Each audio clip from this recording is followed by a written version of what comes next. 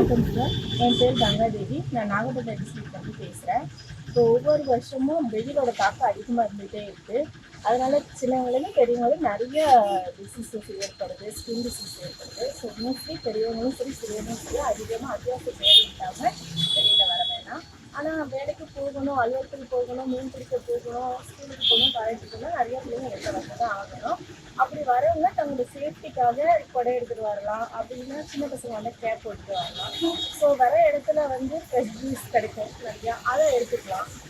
ஒரு நாளைக்கு பார்த்தீங்கன்னா நமக்கு நீர்ச்சத்து அதிகமாக தேவைப்படுது. அது வந்து தர்பூசணி பழம், இந்த வெள்ளரி பழம், ஃப்ரெஷ் ஜூஸ் இன்னும் ஏதாவது எடுத்துக்கலாம் ஹெல்த்தியாக.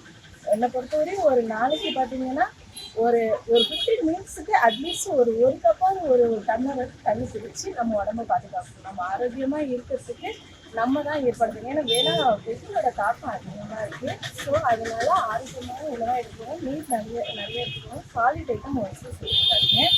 ஸோ ஆரோக்கியமாக இருக்கணும் நம்ம எல்லாருன்றதுக்காக 12 to ஒரு 4 மணி வரையும் மோஸ்ட்லி வெயிலில் வராமல் இருக்கிறது நல்லதுன்னு நான் நினைக்கிறேன். ஸோ வெயிலோட தாக்கம் அதிகமாக இருக்குது, நம்ம பாதுகாப்பாக இருக்கணும். நன்றி.